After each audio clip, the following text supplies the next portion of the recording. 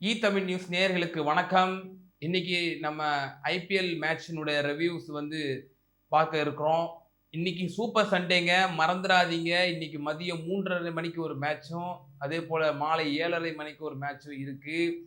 Super சண்டேல நம்ம இன்னைக்கு 2 லட்டு தின்ன ஆசையா அப்படின்னு தாங்க வந்து கேட்க தோணுது. அவ்வளவு பரபரப்பான ஒரு சுவாரஸ்யமான மேட்சஸ் 2 காத்திருக்கு. ஈவினிங் சிஎஸ்கே வெர்சஸ் ஆர்ஆரும் இருக்கு. நம்ம சென்னை சூப்பர் கிங்ஸ் தோனியினுடைய மேட்ச் ஒன்று இருக்குங்கிறத மறந்துடாதீங்க. அதுக்கு முன்னாடி நம்ம Delhi Capitals versus Sunrisers Hyderabad அவங்களுடைய மேட்சினுடைய ரிவ்யூவை நம்ம பார்த்துருவோம்.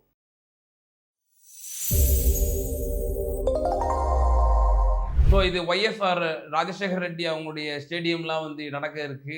எஸ்ஆர்ஹெச்னுடைய ஹோம் கிரவுண்டு தான் சொல்லணும். அவங்களுக்கு வந்து இதில் எட்ஜ் இருக்கு அப்படின்னு கூட எக்ஸ்பர்ட்ஸ்லாம் வந்து சொல்றாங்க.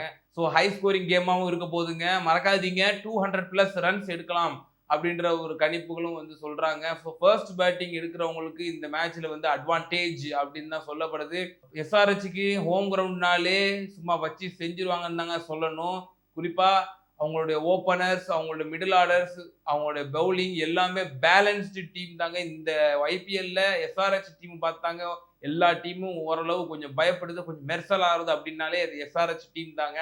அந்த எஸ்ஆர்ஹெச் டிசி எப்படி எதிர்கொள்ள போகுது, என்னென்ன மாதிரியான சுச்சுவேஷன் இருக்க போகுதுன்னு நம்ம பார்ப்போம். ஹெட் டு ஹெட் மேட்சினோட ரெக்கார்டை பார்த்தோம் அப்படின்னா இது வரைக்கும் டோட்டலா வந்து 24 மேட்சஸ் வந்து சந்திச்சிருக்கிறாங்க. அதுல 11 மேட்சஸ் டெல்லி கேபிட்டல் ஜெயிச்சிருக்காங்க. எஸ்ஆர்ஹெச் 13 மேட்சஸ் வந்து ஜெயிச்சிருக்காங்க. சற்று எட்ஜில் தான் இருக்கிறாங்க SRH when compare to Delhi capitals. Head to head நம்ம பார்க்கும் பொழுது இந்த பிட்ச் ப்ரெடிக்ஷனும் 200+ ரன்ஸ் வந்து எதிர்பார்க்கலாம்னு நம்ம எக்ஸ்பர்ட்ஸ் வந்து சொல்றாங்க.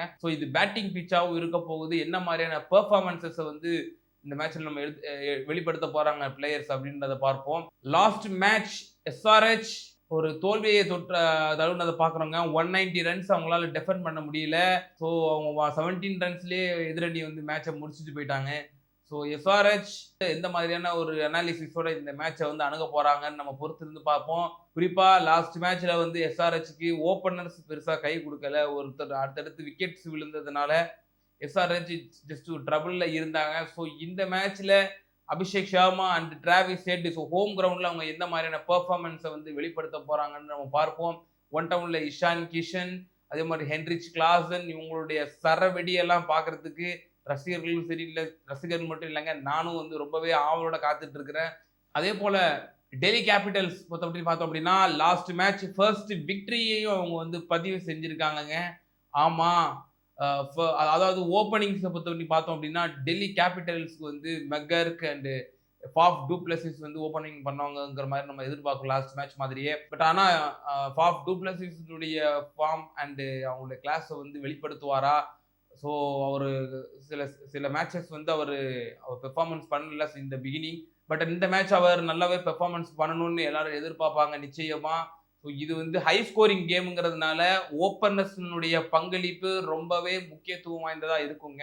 ஓப்பனர்ஸ் எந்த மாதிரி இந்த மேட்சஸ்ல வந்து அவங்க பெர்ஃபார்மன்ஸ் பண்றாங்களோ, பவர் பிளேல எந்த அளவுக்கு வந்து ரன் ஸ்கோர் பண்றாங்களோ, 70 to 80 ரன்ஸ் மேல ஸ்கோர் பண்றாங்களோ அப்போதாங்க வந்து ரன் ஸ்கோர் வந்து 200 வந்து தொட முடியும், இல்லை 200+ தொட முடியுங்க. அதே போல கேஎல் ராகுல் கேப்டன்சி வந்து பண்ண போறாரு. கேஎல் ராகுல் அவருடைய கேப்டன்சி எந்த மாதிரி இருக்க போகுது அப்படின்னு நம்ம பார்ப்போம்.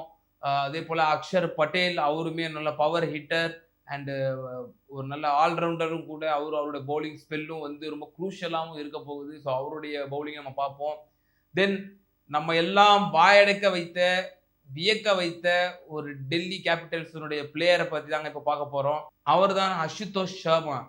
அசுதோஷ் சர்மா வந்து லாஸ்ட் மேட்ச் அவர் எப்படி நின்று அடிச்சு வெற்றி பெற்று கொடுத்தாருங்கிறத நம்ம எல்லாரும் மறந்துருக்கவே மாட்டோம். 66 நாட் அவுட்.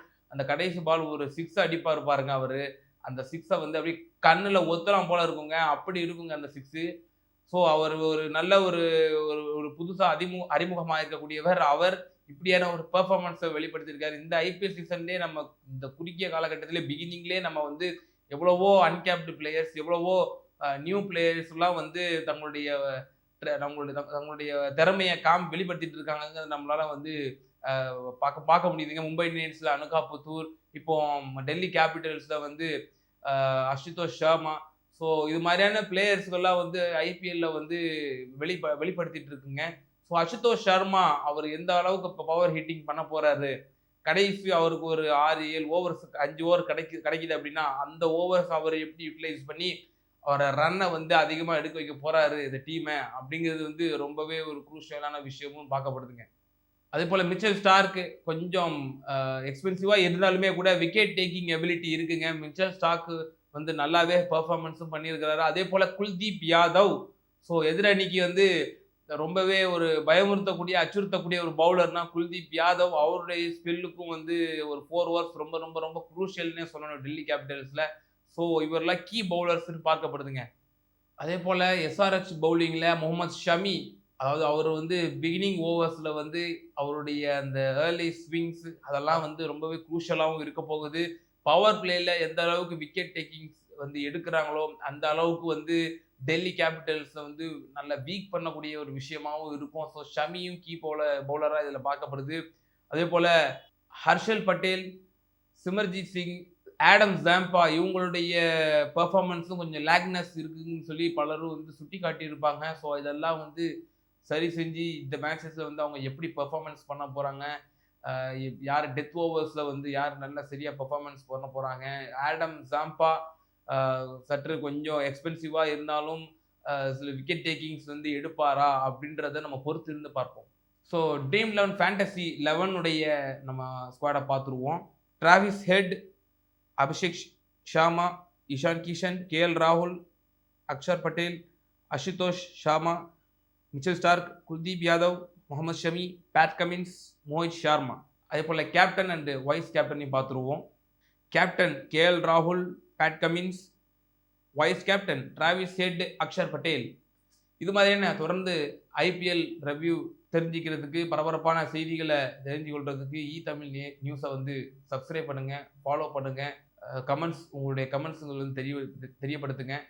தொடர்ந்து ஆதரவு தாருங்க. நன்றி, வணக்கம்.